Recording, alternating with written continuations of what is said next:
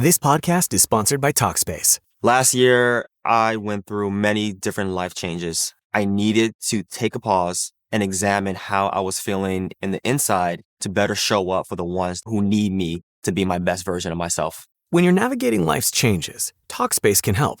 Talkspace is the #1 rated online therapy, bringing you professional support from licensed therapists and psychiatry providers that you can access anytime, anywhere. Living a busy life, navigating a long-distance relationship, becoming a first-step father, Talkspace made all of those journeys possible. I could speak with my therapist in the office. I could speak with my therapist in the comfort of my home. I was never alone.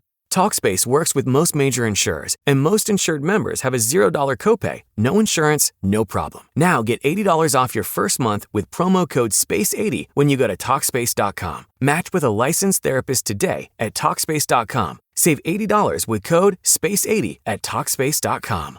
You know when you have a trash can and you throw a bunch of tissues or paper or something in it, just imagine like each one of those items is a thing in your brain you went, I can't think about that right now. I'll think about it later. And you toss it in the trash can, And then the trash can gets a little bit full and you squish it down. And now it's at a third full, but it's compact. And so you go, oh, good, I have more space. And you keep throwing things in it. And you're ignoring it and you're ignoring it. And it's just getting fuller and fuller. And you just keep pushing it down and pushing it down until it's all the way at the brim. You can maybe fit like 2 or 3 more tissues and there's no more pushing it down. Like it's as packed as you can. And those are the people that walk around going, I'm fine. And then they have a nervous breakdown and you go, well, maybe it's because your trash can was extremely full. And that's why I say meditation, taking a walk, taking a rest, taking that long hot shower where you have a fake argument with somebody and just get it out. Every single time you do that, you're taking a tissue out of the trash can. Hello, guys. Happy Wednesday. Hope it is wonderful. Today's guest is Natasha Sattle. She is an author, and she wrote a book called Shit Adults Never Taught Us. She is tons of fun, really got into what we felt we didn't learn that we had to come through the hard way as adults. Okay, let me just read her little thing. To call writing a passion would be an understatement for Natasha Sattle. Raised in Maryland, Sattle was always one to seek creative endeavors. In grade school, she would write full TV scripts, put on plays for her family, and keep journals as a form of self-expression. Sattle went to the University of Central Florida at the age of 17 to study filmmaking with a concentration in screenwriting. She graduated 3 years later with a bachelor's degree and a desire to hit the ground running in the entertainment industry. When she moved to Los Angeles just 10 days after graduating college, her left brain took over and she found herself quickly in the role of producer for broadcast commercials. Despite the fact that she spent her days producing, her love of writing never faded. After nearly a decade working in commercials, feature films, and movie trailers, Sattle found her way into the print medium. In 2020, she began her foray into authorship, writing Shit Adults Never Taught Us in just 6 weeks. Sattle currently lives in Los Angeles with her dog Kingston. What a beautiful name. Whenever possible, she packs a bag and travels around the world, having been to over a dozen countries by the time she was 30. When she's home, her hobbies include hiking and consuming all of the coffee, cheese, and pasta within reach, which we can appreciate. We had a really good time and she was tons of fun. And I think that's about all I'm going to say because I'm tired and I just wrapped up evening sessions and I need to just get this out there. So I'm going to do that. Let's see. I will make sure to include a link to her website and her Instagram and I don't know if this other site, it looks like a link tree. So I'm going to include that too, not just her website. So yeah, that's what we're going to do, fellas. So just make sure that you check the show notes for that. I love you. Appreciate you being here. Hope you're doing well. I am doing well. Okay, I'm going to shut up. Here's me and Natasha. Emotionally unavailable. Weird today. Well, I actually blow dried mine, so it's not doing much for me, though. I'm like, oh, good. Should just pulled it back up. It looks Well, great. it's nice to meet you. I was just reading your profile again, and your book sounds so fun. So I'm excited to jump in. But, I mean, with it being titled Shit Adults Never Taught Us. Okay, I was like, I was thinking shit people never taught us, but okay, Also adults. true. That's yes, and I was like, "This could not resonate more today." Um, I don't know, it kinda just made me wonder, like, did you have this awakening or turning point? Have you had this at some point in your life where you're just like, "Shit, I really thought I knew everything. I don't know shit, and why didn't I know any of this?" I mean, God, how often does that happen? I feel like it Yeah. happens all the Hopefully it time. happens a lot, honestly, because that was my Yeah. biggest problem is I was like, "No, but I know everything." So, Yeah. I mean, at 19, for sure, I thought I knew everything. baby. I Oh, was so so bad. confident, and then it felt like the older I get, the more I've reconciled with the fact that I don't know anything. Yes, how old are you now? I'm 36. Okay, okay. Yeah, You don't look 36. that's fine. Okay, so at 25, the closer I got to 25, the less I knew, and then after 25, I was like, "I don't actually know anything. Weird, okay." And, like, something I talk about a lot is and I think this is the spot the title of your book hit me. Something I talk about a lot is that at 18, I left this super fucked up toxic household out into the world as an adult, right? An adult. And I was like, yeah, I don't think my childhood really affected me. And I mean, it was like a really messed up childhood. I was like, yeah, because like I'm not a drug addict. Mhm. People very close to me. My parents were addicts too, but, like, my siblings were already living a real different life than I was. It was very clear I was the survivor of my family, and I just wasn't living my pain out loud the way they were. So I was like, "Oh, yeah, for sure, no effect." And that notion was reinforced by the people around me, had been my whole life because it was like, "Well, you're not looking like this, and this is the only way to look if you have trauma." And so, Yeah. I don't know, I kinda wondered what your experience in that realm is, because I just know you have something that you were like, "Oh, I didn't realize." Yeah. Okay, what Well, was it first of for all, you? I'm so proud of you and Thank amazing you. that you grew up, and I'm so sorry about your childhood. That is unfair, and no child should ever have a horrible traumatic childhood. Well, thank Um, you. I think a lot of and it doesn't matter if you had a traumatic childhood and not traumatic childhood, Mm-mm. whatever the circumstances of growing up are, everybody has a learning curve of life, and I Yes. equate it to, like, a lot of companies and, like, various things, but, like, if you remember your first job ever and you were like, "Oh, I can do this job, I'm fantastic at this." Within a few weeks, you're like, "I know this. I can go and work anywhere, and I know everything. I could do it better than the boss." And then you go to a different company and you try and apply the same thing, and it doesn't work the same way because it's different. And so the more you go to different companies, it's like you're collecting data. Life is the same way, relationships are the same way, everything in life kind of mirrors that. And so I Yeah. found, like, it's not an indictment of the people, our teachers, our parents, the people who taught us, because Right. they are working from a specific toolbox. They are only able to teach you from what they know. The world Mhm. is changing, technology is changing, things so rapidly develop these days, you blink, it's different. Yes. So, there's genuinely no issue or, like, I don't blame anybody. I'm just saying, like, shit was not taught because they didn't know how to teach it or what they taught was outdated or different from my circumstances to their circumstances.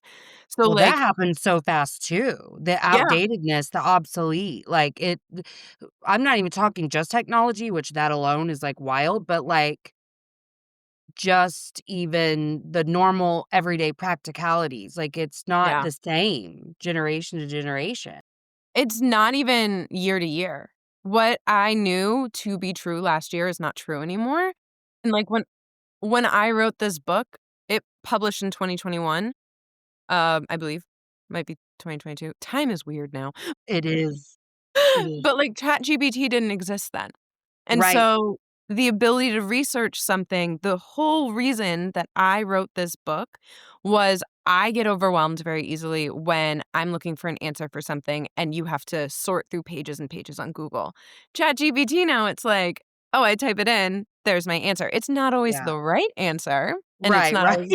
That's so it's true. not always the answer that I'm actually looking for that caters to me, but I wrote this book, it's 98 quick chapters, they're 2, 3 pages each, and it's just like the guide to life. It's broken into 4 sections. It starts with money and career, it moves on to relationships, it moves on to mental health, and then it moves on to life. And that's kind of how I approach getting my shit together, which is like Yeah. first you get to your money, your career, your job, you get that and you set that aside. Then you work on your relationships and you work on finding who you are within your life, your circumstances, how it relates to other people. Once that's good, then you can reconcile your brain, your mental health, your anxieties, your depressions within the circumstances of your life. And then once all of that is settled, then you get into like the nitty-gritty of the life, what brings you joy, where's your time valued, et cetera, what kind of hobbies you have. Um, so that was how it came about, but it became an idea in a book before the world that exists now existed. Yeah. Yeah. Which must kinda suck, like, Yeah. as an author. Like, to, cause I don't know, I just feel like, well, it's hard. I released a book around the same time this one came out, and fucking self-promotion sucks. Like, it got to where I was like, "Well, that was cute. That was fun. I think I'm done." Just because Another thing to I learn. wasn't in the place to, like, hit the grind, and I was not all the work that I've done on myself now to be able to do this, I had not done, and I was like, rejection sounds really scary, so, like, I don't think I'm gonna work too hard at that." And rejection can be, like, really scary in when it's, like, a self-published book, when you're like, "This is me, I put all of it." So you're not just rejecting this idea, you're not Right. rejecting this, like, art project, you're literally rejecting me. And that can feel And really every ounce of me, truly. So, thank Yeah. you. Yes, Yep. absolutely. I mean, and it's such like a project of love, and it was my story, and it was a way I had always wanted to share my story, but I cringe a little bit at the end of it now just because I was very early on in any sort of understanding about what what was wrong with me, but, like, it was fine for that time in my life, you know what I mean? And mostly the important part was I got to share my story, but, like, I don't even really talk about the book anymore 'cause I'm so different than when I wrote that book. And you know what's amazing is, like, that's a moment in time. Like, the book that I wrote is a moment in time, the book that you wrote is a moment in time, and I don't think that there's anything wrong with the fact that the world has changed and it feels like that's now in the past, because I still spend weekends in bed watching Friends, and that was, Yeah, like, that's 30 true, years yeah. ago. And so there's value in the world for things that maybe aren't entirely relevant anymore, but I know that the things in the book that I wrote are still relevant, and it's likely true for you too. You told your story is still Yeah, relevant. But, like, relationships, how you approach relationships, and that section in particular is it's not necessarily chronological, but the section starts with falling in love, making friends, new relationships, all the way through breakup and divorce and finding yourself on your own or finding yourself within relationships, and it navigates everything in between. And that, while it may look different while society changes, is inherently the same. How we approach relationships in our yeah, lives is going to stay the same because relationships are part of humanity. The same with mental health, depression, anxiety, overthinking, catastrophic thinking. Those things are always there, yeah, especially when you get sucked into like TikTok or the news or something, they get a little yes. higher. But A little bit, mhm. a little bit.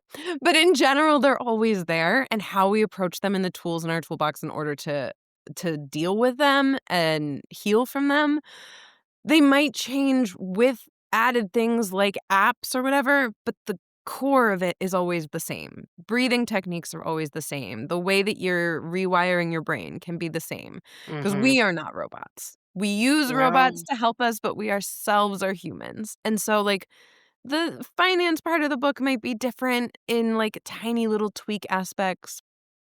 Like, I think when I wrote it, a high yield savings account was like 2.5%. Today it's like 3.7%. Like, things like that are small and different. But in general, like, humanity is always the same. That's true. Which part of, like, those categories did you find yourself in your life struggling the most with? Like, in Mm. figuring life out? I would say mental health probably. I feel like my parents and my teachers were really incredible with the career and money stuff. I had a lot of core values there that I just built upon, and it was that section is very much, "Here are all of my failures. These are the things I learned," like, negotiating salary, negotiating raises, how to get a promotion, handling, stocks and ETFs and 401ks, and negotiating health insurance and medical bills and all of that. So those sections are, like, a very how-to section. Relationship was I've been in those, and that was, all the lessons that I'd learned there. And then mental health is more it's not linear, right?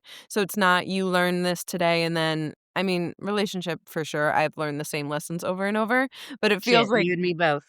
mental health, you don't get to really copy paste something because your circumstances change. No, yeah, and you'll think that you mastered some concept, and then here it comes for another ride, and you're like, "Oh, an opportunity for a deeper understanding," you say. "Okay." Yeah, it's so funny when your problems change clothes and come out in a different outfit. You're like, "Wait, Yes, I that is didn't the see perfect you way to put there." that. Like, "Oh, that Yeah. was a little disguise I see. Okay. I Yep, see and you then you clock have it." to you've gotta undress it, figure out exactly what it is, and then deal with it. And God, it's so annoying. Yes. Yes. Yeah. I think this is a point I make a lot, but I'll just say it again for the 1000th time. Well, first of all, I love that you are not making accusations and that there is no blame here. But also I think it's just really important to remember that most of the information that we have to address mental health now, like the good stuff, like Yep. it wasn't well, first of all, we weren't allowed to talk about our mental health. I was just watching a video today that said something like, "No, you don't understand. It used to be considered oversharing to say I'm having a bad day." Yeah. Like, culture has really shifted around that too. But nobody had the tools. There wasn't anyone really in the West. I make that clarification because someone said in the East they did, and good for Yes, them, that's damn true. it. But, I think that's the difference too is the influx of Eastern, philosophy over here, which, hey, grateful for it. But Yeah, we're more global now. yes, but there were generations of people who just didn't have the tools, so how could they? And even I not even I, but and I, at 45, have gotten to a place where I'm like, "Oh, shit." Like, I didn't have the capacity to offer compassion to myself, so how could I offer that to someone else? And all of the things that I had to become intimately aware of in me being the only gateway to being aware of those things in other people, for other people, to share with other people, you have to be really understanding of a concept before you can share that with others. And so I think, with generations of people having no clue about how to deal with mental health, how could they have taught us any better? But that's where we got stunted. Nobody helped us through our emotional developmental milestones. And then Yeah. we build up all these protective layers that says, I have nobody to help me with this. And so we just look for thousands of ways a day to confirm that narrative. Yeah, there was a lot of different coping mechanism for those generations than therapy. Much different. They they took different outlets, other choices. But I would say in general, like, often, how many times a day do people go, "Hi, how are you? Good, how are you?" And nobody actually hears those words. So Mhm. it's like you're just it's like, muscle memory. You're literally just routinely saying, "Good, how are you? Good, how are you? Good, how are you?" Mhm. Is anybody actually good? Like, are we actually good? Are we listening to Right. each other? Well, and If if someone says not good, you're like, "God, fuck, I shouldn't have asked. I know, you're like, Let's "Oh, not now play. I have to, Let's like, not play." dive into it." But I think for a long time when people would be like, "Oh, I meditate," or I'm doing things for my mental health," people were like, "Oh, those hippies," you know? Ugh, Yes. those people, it was like Yes! so woo-woo. Into the woo. And that's Yes! I Yes! don't think, like, people really understand what meditation can be. It's not clearing your mind. It's not none of that is what meditation truly is. Meditation is just pausing, breathing. I once had somebody tell me that, like, an airplane ride is like a giant meditation because this was probably before, like, Wi-Fi was on planes, but everybody is literally just sitting there, sort of staring into space, clearing all the thoughts that they've been pushing down for a long time. Like, have you ever been on a 6-hour plane ride and you're like, "Why am I thinking about, like, my concert in 4th grade?" It's very strange, but that is the essentials of meditation is you're just letting the thoughts that you have been pushing down come through so they can get out of your body, release that tension, and then you're, like, a little lighter and a little freer, and that's meditation.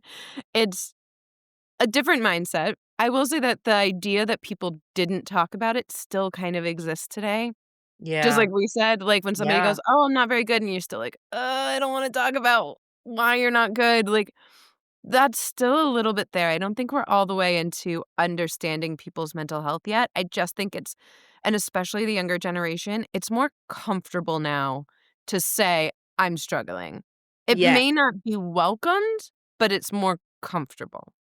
Well, Maybe s and really, for me personally, it's the cashier at the, local grocery store that I regret asking how they're doing because those babies got no problem telling me all about their life, and I'm like, "Man, of course this is happening when I have PMS and already feel really agitated at everything, and now you're trauma dumping, and I fucking don't care, but I have to, like, be nice to you."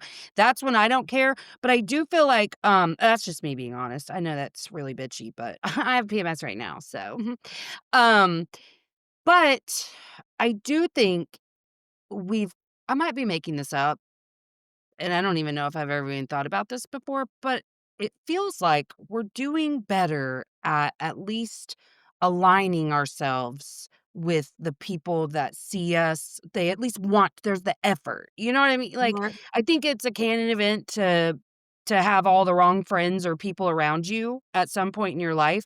But I feel like younger, we're doing a better job of being like, this doesn't feel good for me or this does feel good for me. So I think that that opens up the space to really be able to connect, even Yeah. if briefly, even if you don't know how. So I think that's a beautiful change that I'm seeing. But that was a really tough one for me because, well, to see them meant to see myself, and I just didn't even realize how much I was hiding from myself, you know? Well, I really feel like that links to the cashier, right? Like, on a day where you're already anxious, you're already feeling overwhelmed, you're watching your ice cream melt in the grocery line as you're bagging it up, and then somebody goes, "Oh, I'm not very good today," and tells you their whole life story.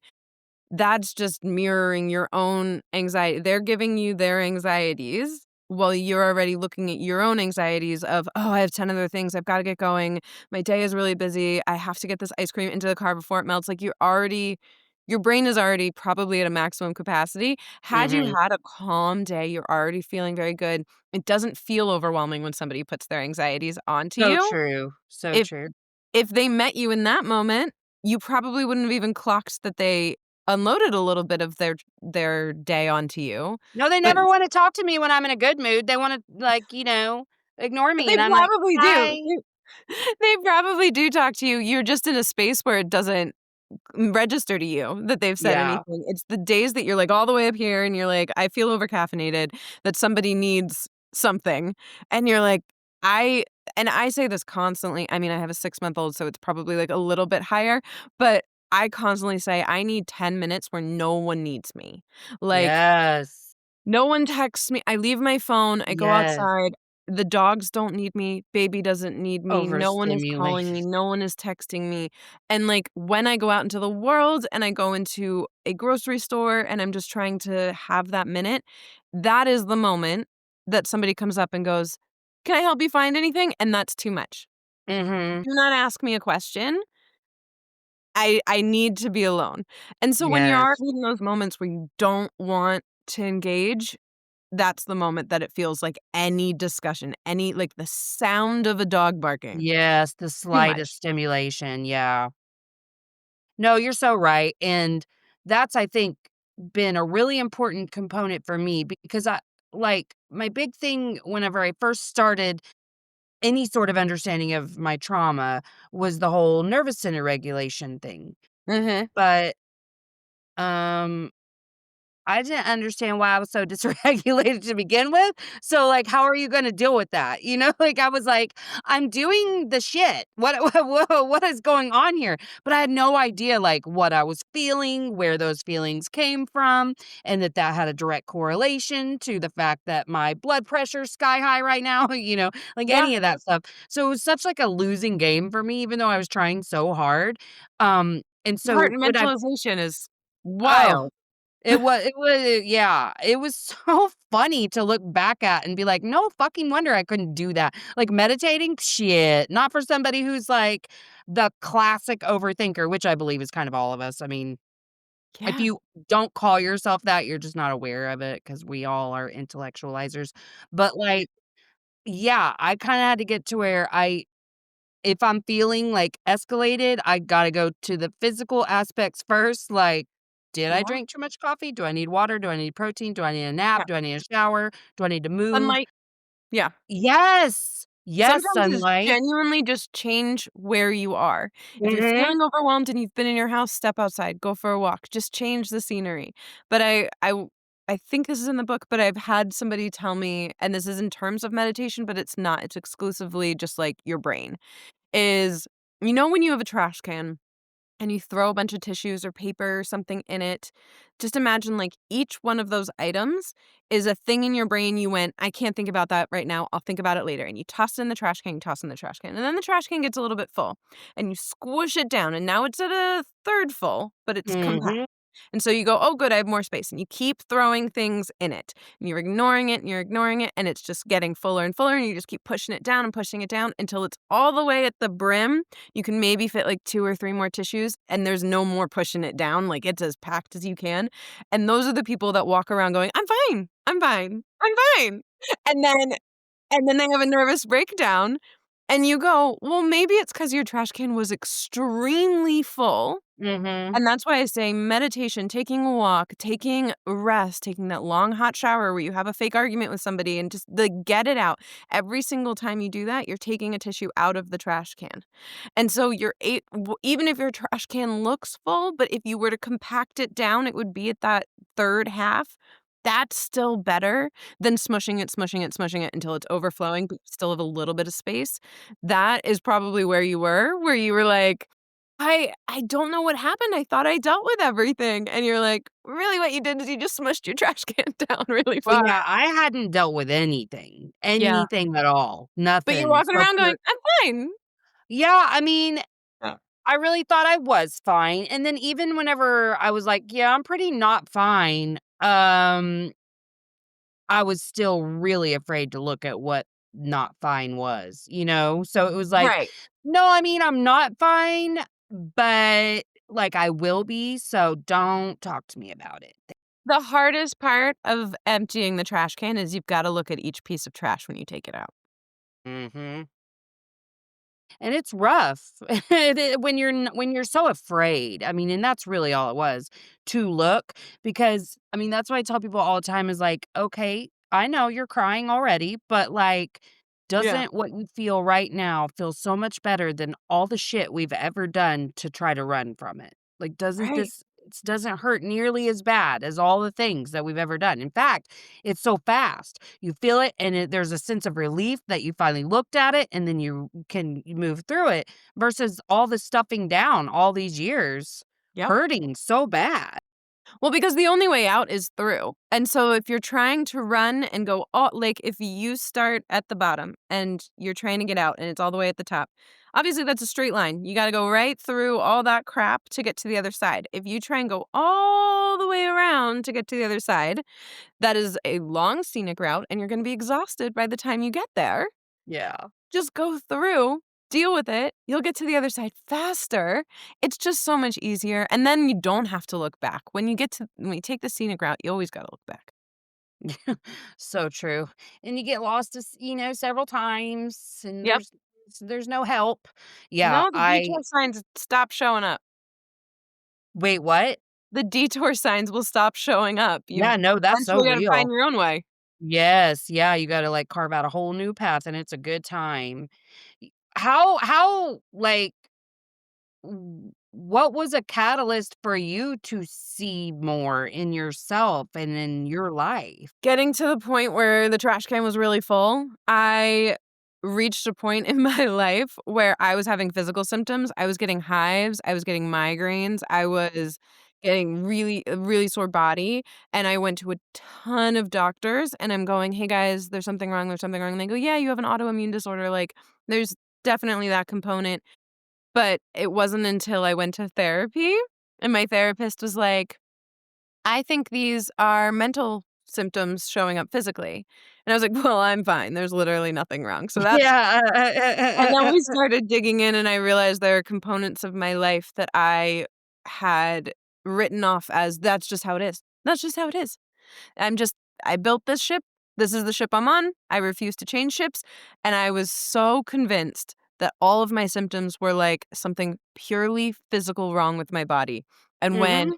I was like, "Well, no, I just need to get healthy again," I hadn't considered that the brain and the body were the same, that they talk to each other. And so once I started fixing my mental health and my brain and recognizing I even had those issues, ta-da, all of a sudden a lot of things got better. Isn't Weird. it? Yeah. Yeah. Yeah, that I'm noticing even just, because I don't know, I need to do better. I need to do better at taking care of myself. So, like, whenever I'm struggling with something physically, I'm like, "I'm sure it's fine." So for a hot minute, I was like, "I'm pretty sure I have an autoimmune disease, and I don't know what this is." But I was having, like, really bad, joint inflammation. Mm. And so, something that I've noticed just in the last 6 months, 'cause I went through, like, a period where it was really bad, but, like, this thumb right here, like, this joint will get, like, really, really hard, and it's like a ball that you can see, and I'll have that in a couple other places, but since, like, I've made it more of a practice to not dismiss myself, and just experience stuff and move through it, like, I have noticed so much less inflammation, Yeah. and I mean, yeah, and I knew that there was the mind body connection, but it took, like, a regular practice of connecting to my body and not just, like, a way of dealing with emotions, but, like, being very present and centered. Yeah, I find, like, a lot of times where my body feels overwhelmed or, like, the days where your body just sort of aches, and then you go, Mhm, "Oh, well, I just didn't sleep well." I can write that off as I didn't sleep well. But why didn't I sleep well? Did I not mhm. sleep well because I have a little anxiety and it kept me up at night? Or did I not sleep well because I thought too much and I did too much yesterday and like, physically wore me down, and so now my brain has had 0 time to reset? Like, there's always a connection there. Yes. No, you're so right, and I'm trying to do better at tracing it back to because I'm really good at dismissing shit and being like, it just is," Uh, and sleep is something that really is a variable for me, and it's all over the map in terms of like 2 nights ago, I was like, "Yes, I got the greatest night's sleep," and last night, it wasn't horrible.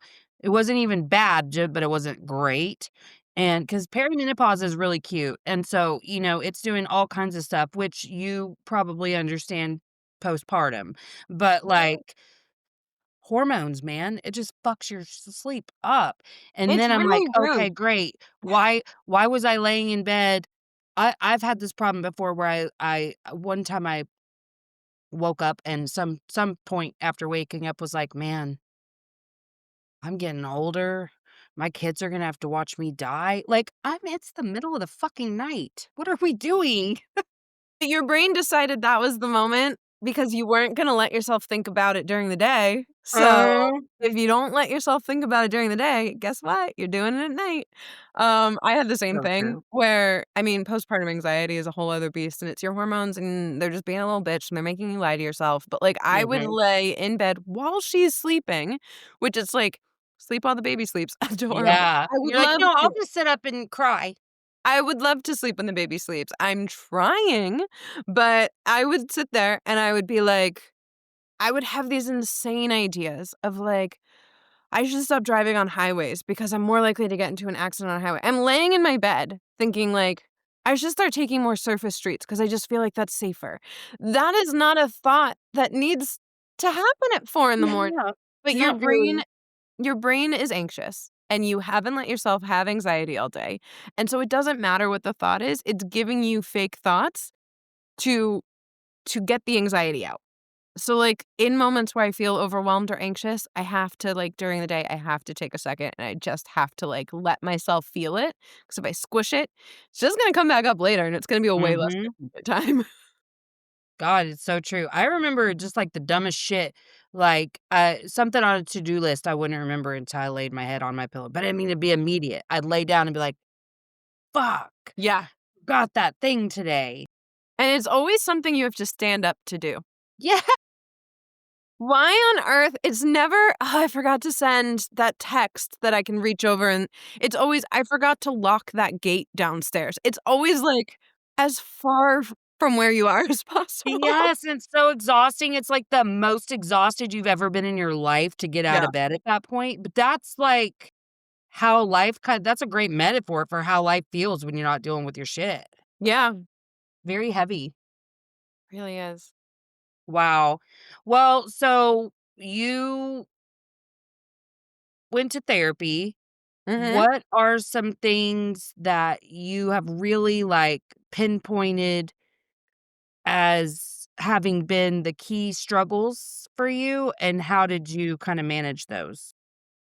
I'd say there's, like, a through line in my therapy. The thing that gets me every single time, and you've already mentioned it, is we're all intellectual, so I am phenomenal at talking myself out of feelings. Mhm. I am phenomenal at going, I'm great. Like, I don't, or if I feel sad, well, but everything in my life is great. Like, I don't have a reason to feel sad. Or, oh, well, I understand why that person did that. I don't have a reason to be mad. I understand their side of it. Or, like, any negative feeling, especially. I am fantastic at putting logic right on top of it to cover it Yeah. and go, I don't need to feel that. There's no feeling there. That's a stupid feeling. Why on earth do I feel that? That's dumb. Like, logically, this thing makes total sense. Why is it causing me anxiety? And I would sit in depression and anxiety going, well, I'm not depressed. I'm not anxious. That's not an option. Everything's great. And so it took years of therapy for me to be like, no, the feelings that I'm having have a reason. I have to address them. Stop looking the other way. Like, I could feel it in my body and go, well, that's not real. Like, when you get that, like, Yes. feeling in your throat and you're like, why is that there? Maybe I'm getting sick. Nope. Nope. My It's chest would be so tight and painful, and I'd be like, "The fuck? I'm just yeah. mad." No, I would be like, oh, I think I like have cancer or something instead of I think I'm anxious. Yep.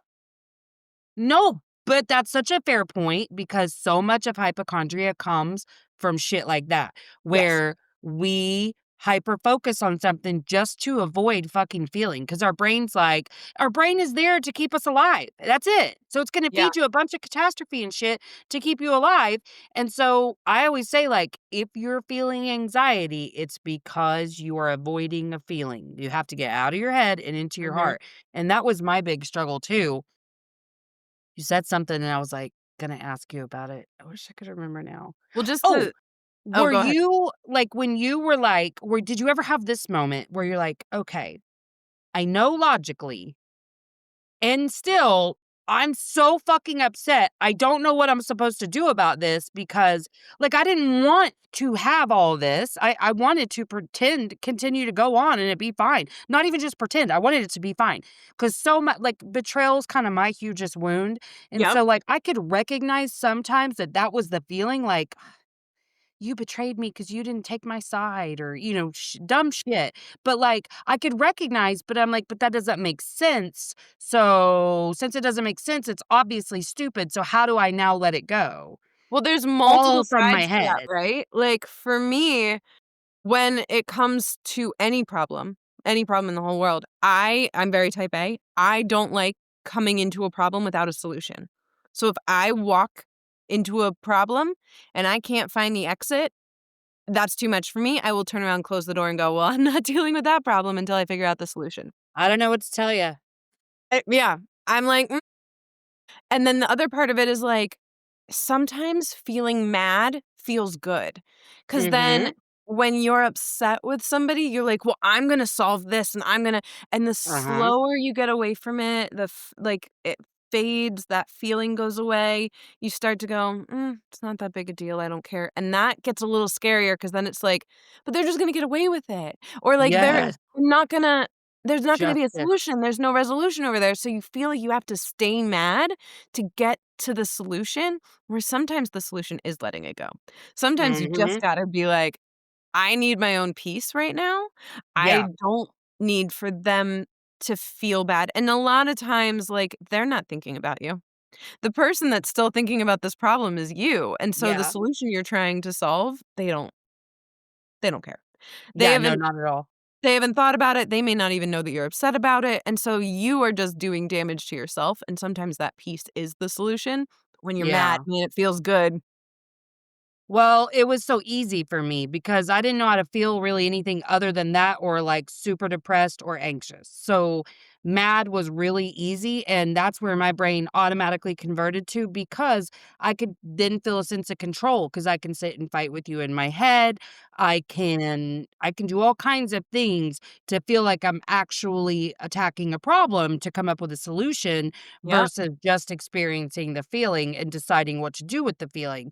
Now, there are often times that, like, because I'm real quick to be activated still, I'll get there and then I'm like, "Yeah, this is not fucking worth that." I'm sorry, let's just forget I said that because I don't even wanna do all of that, like, I can just see, like, from a different angle, a different version of me being like, "You're really gonna regret how many hours of, like, just blah that you give to this when it's not that serious." Because I just because I feel something doesn't mean anyone did anything wrong, especially, like because I do have PMDD. So during PMS, it's like, Yeah. it's not good. You can set off something inside me pretty quick. So I'm just, like, had to come to where I'm like, "Yeah, I'll be ramping up just to be like, "Ooh, let's back it up because I just don't even wanna do that." But it's good. It's not I mean, I've learned how to do that without being dismissive of something important, but Right. Well, and not that's the thing. everything's worth your attention. You'll eventually find the balance the more that you figure out how not to be super reactive and what's worth your peace and what's not, because you can Mhm. feel where the solution's gonna lie. Is the solution gonna lie, like, in the justice of it, or is the solution gonna lie in me walking away, finding my peace, letting it go? And that's sometimes when you're in it, you're like, "I don't know," and that's where time comes in. You just take a second. Mhm. See if tomorrow you're still just this mad. Or if you get madder. Or if you're like, "No, there's just no way this is gonna sit in my brain for a month or 2 or a year." Like, Right, then that's the right. solution. If Well, by the and next I was really bad about, like, fighting for justice. Like, there had to it fair, and it had to be there had to be a resolution, and now it's just like, we can both be right and have our side, and that be fine. Like, Yeah.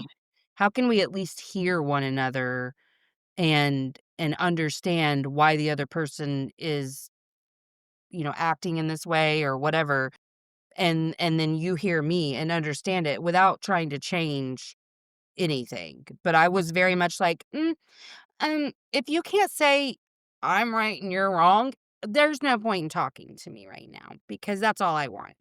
Well, and they're the villain of your story, but you're Oh, probably fuck the villain in yes. their story. And it took a long time for me to figure that out, but, like, I would be in relationships and I would break up with somebody, and then it would be like, I have to tell everyone that we know, like, what happened here so that they don't think I'm the bad guy, and then I realized, you know what? For some people, I'm just gonna be the villain in their story. I Mhm. know that I had to do what I had to do for X, Y, and Z, and it was to protect myself and these various things, but eventually you just kinda have to be okay being the villain in somebody else's story, and that can be Yeah. really hard if you're solution-based because there's no solution to that. Well, it's so true. I think for me, figuring out that I had really just spent a lot of years victimizing myself, like, Yeah. I was the villain in so many scenarios, like, truly, but I was like, "Ugh, the world is against me," and Yeah. just not realizing that I was just, a mirror for a bunch of toxic ass shit. Well, and when that's what you were raised in, if you're raised in toxicity, that feels like the normal thing. That feels like justice Mhm. when it's something else, when it shows up as what most people would consider, like, healthy, then you go, "Well, that's not how it looks for me. That looks Right. abnormal." So then you think that's the wrong thing until you get some distance and some time and you realize, "Oh, wait, that actually makes more sense." And that's where people's mindsets shift. That's where Yes. they peace, is when they realize that what they know isn't it's just like how we started the call. It's like what you know isn't everything. And once you recognize, like, "Oh, I actually don't know shit. Let me relearn," then you find the stuff that's the really good stuff that's like peace and mental health, and Yeah. you find Well, your way out of that. much better. Well, because I, like, had a firm belief, this is so embarrassing, but I had a firm belief that, like, if you weren't, like, insanely jealous, you just didn't care about the person. I get that. Yeah, no, I have been there, and I know a lot of people that think, drama in a God. relationship is good because Yes. they think if things are normal and still, then they're bored. It's a boring Yeah. relationship, Yeah. and boring is bad. Boring is not bad. Boring is healthy. Yeah. If you're looking for an argument, you're looking for a fight just to have some drama, which people consider passion. Drama and passion get interchanged so often in relationships. People are So like, true. "Oh, we're so passionate." And I'm like, "That just means you fight a lot." Like, Right. What? passion You isn't really like always a great. adrenaline. Yeah, passion, Yeah. it's a tricky word sometimes. So I find that people that are like, "Oh, I just broke up with them, they were so boring." I'm like, "Well, that's sometimes a valid excuse, like, you weren't interested anymore." But sometimes it's that the drama isn't there, and you don't know what a healthy relationship looks like without drama. Well, and conversely, like, sometimes you'll feel like homeostasis is depression because you're Yeah. not wrapped up in a conflict or a drama or whatever, and you don't know how to sit in peace or silence and without making it a bad thing. I know that I learned that all my self-sabotaging behaviors came in that moment when things were calm and maybe I got a little bored or, I was maybe at a chemical low where had a lot of really good chemicals, and so, my body's trying to, like, recalibrate, and I don't have a lot of motivation or whatever, and I don't really know what to do with myself. Well, that registered as loneliness. That in the conscious, that's what I thought it was, and when I started investigating that, I realized that the narrative was, "Well, you're lonely because nobody likes you because you're mean," or whatever, you know? Well, that's what you tell yourself, but it's also when you grow up in drama, if you grow up in chaos and drama, anytime it's still, you're waiting for the other shoe to drop. And so Always, yeah. if the other shoe isn't dropping, you go looking for it. And you're like, Mhm. "Okay, well, it's too calm and I know that there's going to be drama, but I need control. So I'm gonna go find the drama before it finds me." And then you end up Mhm. drama and it wasn't there to begin with. And so you're like, Yep. "Oh, well, there it is. I found the drama." And you're like, "How's it it keep finding me? yeah, it's Damn." like self-fulfilling prophecy. You're like, "Well, I know there's gonna be drama. Let me go find it." Well, now you just made some drama. Yeah, yeah. Well, what I would love to do is spend all of my money on dumb shit and then, hate myself for it and then be like, "Why do I do this?" Oh, Yeah. because I needed to, confirm some bullshit to myself, I guess. Well, when we never grew up in calm, like, if you didn't grow up in a calm household, sitting in calm is scary. It's so overwhelming to sit because 'cause you're not used to it. It's uncomfortable. Right. You've gotten very used to chaos and drama, and so you know how to deal with that. You know where the solutions lie in that. You know what it feels. Mhm. Calm, you don't know what calm feels like, and so it feels At uncomfortable. all. And when you're sitting in anybody, and it doesn't mean, like, the opposite can be true for people, but if you're sitting in something uncomfortable, your body is going to immediately try and find comfortable. It doesn't like feeling uncomfy, so it's gonna go find whatever it's used to, and if that's chaos, it's gonna go find that. Yeah. Yeah, and I was just thinking like I know this about myself that I'm like a huge pendulum swinger and then until I kind of find the middle ground. And I think right now I'm really intolerant to not calm. Yeah. But I think it's because it's been so good that like I love that so much that whenever it like any kind of chaos, I'm like, oh my God. And so, like, I'm finding, though, the middle ground of that, and, like, it's not like I can't handle it, but I don't like it at all, and I just, like, want it to go away as quickly as possible anytime something chaotic happens. But I think I've given myself a little bit of a hard time over some things that I'm like, "No, man, maybe I haven't been doing this or that, but, like, I've been enjoying some real calm," you know? Well, when it's pendulum, like, it's really, really, overwhelming or it's super great and happy and calm. And so, like, if you find the middle ground of that, then your body or I don't know, I'm assuming at some point you start to get scared you're never gonna get back to the really, really good, even though it can sometimes come with the really, really bad. So you're Right. like the pendulum part, you just wanna swing in one direction, but sometimes you're like, "Well, to get to that direction, I've gotta swing the other way to, like, get the momentum." And that Yeah. finding that middle ground and being comfortable in that middle ground can feel really scary because 'cause you're like, "But then I'm not gonna get to touch the good stuff," and you will. Yeah, yeah. Well, and I think too, I'm just still learning, like, in real time all the time about, like, relieving tension in the moment, like, as it's happening, like, to not store it all and then have to go hide to fix it. There's nothing wrong with being in that place, but that period can take a little bit longer, and I think there will always be fear that I'm gonna go backwards and feel as yucky as I used to feel, so I'm sure that that kinda lingers, you know? Yeah, I think that's a lot of people's relationships, honestly, is when you're in a relationship, you store it up and you're like, well, that's not worth fighting about right now. It's little. And then you just have a whole basket of little things. And then one Mhm. big thing comes out and you're like, and another thing. And then you just start bringing up everything else. And you're like, well, I've got all these little things I've been holding on to. But a lot of people, when they're in those places, you're trying to figure out what's worth the fight, but you're not forgetting about all the stuff you didn't bring up. And it's Right. and when you're in relationships, especially if you're like, "I've been good at, pointing fingers and doing the blame game," and then you go and you find the drama later. If you're finding the drama because you're, quote, unquote, "bored," you're also gonna find all those little problems. You're gonna look for the cracks, and you're gonna, like, store those up Mhm. so that when the fight comes, you've got ammo, so that you know you're right. You know when you go into this Yeah. fight, you're gonna win it. And that's, like and I get it, like, everybody wants to win their fight. They don't wanna go into a fight, assuming that they're gonna lose and come out feeling worse, so you go in with, like, I got, like, 3 or 4 surefire ways to get them.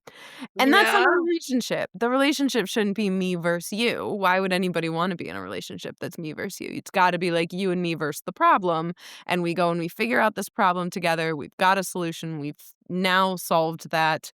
We move on, as opposed to, "Well, look at all these things I've got that, like, I hate when you left the peanut butter out last week." And Yeah. yeah.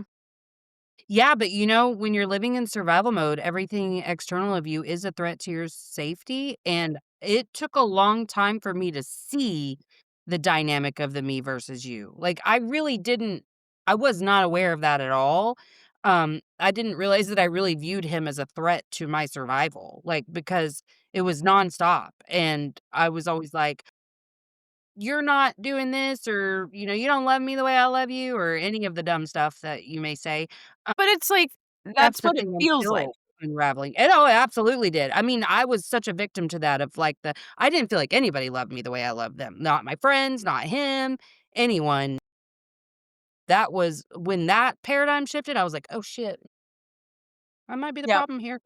But, yeah, I was so unaware of the me versus you dynamic. And when people would say things like what you just said, "You, me versus the problem," I could maybe understand that intellectually, but I didn't really fully understand that. Well, and a lot of times when you're in those situations, if it's you versus me, that feels better because I can win. I Yeah. can leave this feeling good. When it's you and me versus the problem, you don't really get the same gratification of winning that. It's like, "Oh, Well, okay, no, because there's great." not a clear resolution that you Yeah. can feel like you wrap something up. Yeah, and then it's gonna sometimes it pops up in a different way, like, the problem you, like, whack-a-moled it over here, and then it pops up looking like something else over Mhm. here, and so you have to deal with it again. If you deal with whatever the root is, then those little things become quicker conversations as opposed to actual fights. So when they, Right. like, show up differently, you've already got how you wanna solve it, but when it's me versus you and you've just gotten so used to being combative, there isn't a solution in that way. And it just feels like, oh, here we go again. No, and Same. that's what I would say, like, "Oh, good. The same fucking fight." Well, Yep. and also, I just had to realize too, like, I was just saying this to a client the other night, like, we hold people to this standard of, like, once I say that this is how I feel about that behavior and these are my expectations, you will never do it again, right? Yeah. And because that's the standard we hold ourselves to too. We think once we're supposed to fix something or whatever the case may be, you know better, do better, and never make that mistake again. And so when I realized that about myself, it, like, was a light bulb moment where I'm like, "Shit, I'm doing that to him too." Like, I truly believe if I asked you to never do that again or become better about repairing things around the house when they need fixed or this or remembering things or whatever, if I tell you how much your behavior is impacting me, you're gonna fix it and never make a mistake again, right? And so that was how I shifted to the us versus the problem, was understanding, like, we're both humans, we both hold as much value, and my shit doesn't outweigh his shit, even though I really wanna believe that it does a lot of times. I mean, that's my biggest struggle, is to believe that his experience is just as important as mine and that my struggle is not bigger than his, even though I really want to believe it is sometimes, it's not. And so, like, Yeah. how can we, given that we are so fucking different but so much alike all at the same time, how can we come together and attack a problem instead of me feeling like you're making my life worse? I think what it is in a lot of those scenarios is I feel like I had the wrong fight. So, like, Monday, you fight because the shoes were in the middle of the hallway. And then Tuesday, you fight because dishes were left in the sink. And then Wednesday, you fight because groceries got left out or something.